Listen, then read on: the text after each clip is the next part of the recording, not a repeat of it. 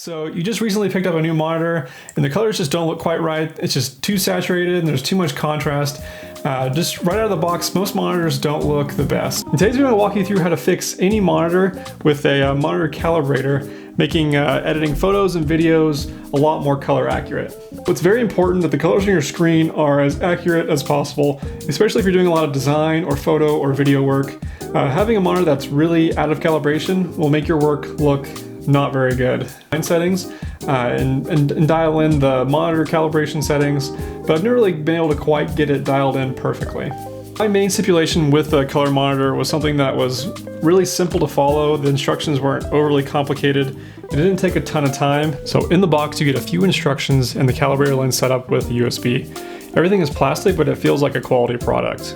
The base snaps together so you can store it without having to worry about the lens getting scratched. The back piece here slides up and down the USB cord so you can easily hang it from your monitor. It also has a little rubber grip to keep it from sliding and falling off your monitor.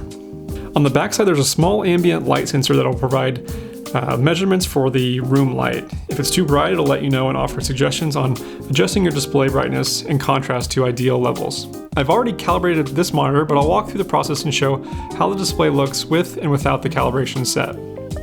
So this is the first screen you'll see after you download the software. You'll see a warm up, make sure that the monitor has been on for a certain amount of time, the lighting conditions are ideal, and then that you're able to adjust the display controls and kind of alter the contrast and saturation of your monitor, and then also making sure that your spider sensor is connected to your computer. Once you know all those are in place, go ahead and hit next. I'm using a wide LED, and I'm going to do a full calibration. And I've got my spider placed just directly in front off frame here to get a reading of the room and how bright my office is. It's telling me that it's a little too bright, but I'm gonna go ahead and accept and move on. So now we're gonna actually take a measurement of the monitor itself. So we need to separate the sensor, the two pieces here, and then we're going to drape the back piece on the back side of the monitor and position the sensor right in the center of the display there. And then go ahead and hit next. So it'll go ahead and go through all the different colors and take measurements. If there's any errors, it'll pop up and have us make small adjustments to our monitor so it can take a more accurate measurement. So it's telling us that the monitor is too dark, so we need to go into the settings.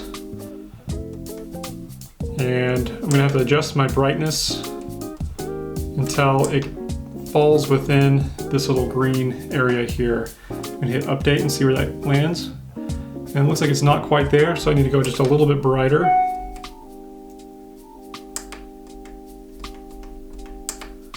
That should do it. I'll hit update. So that's almost right in the middle of there, that green section, so I'll hit continue so it can continue reading the screen here.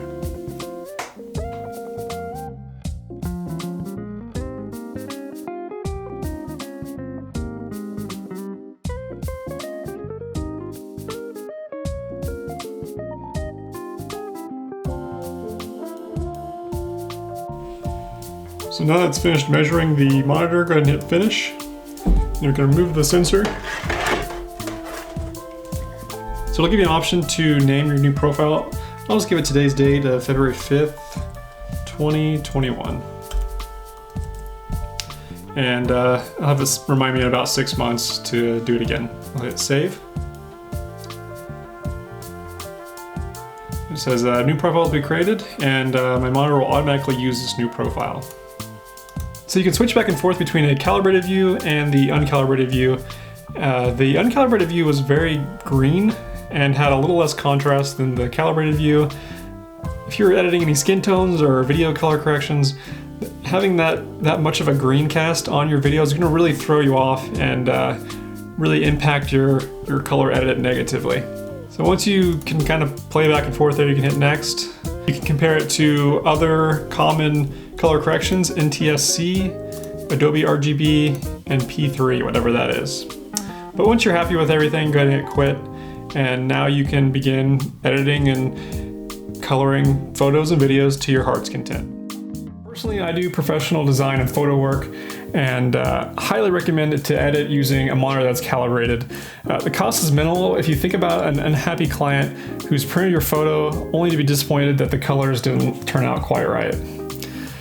This could result in them asking for a refund, or even worse, could possibly hurt your reputation for future clients down the road. If you add this tool to your toolkit, you won't be disappointed, and it'll only make your work that much better. Thank you so much for watching this video. I appreciate all of you. If you got any value from this, be sure to subscribe and leave a thumbs up.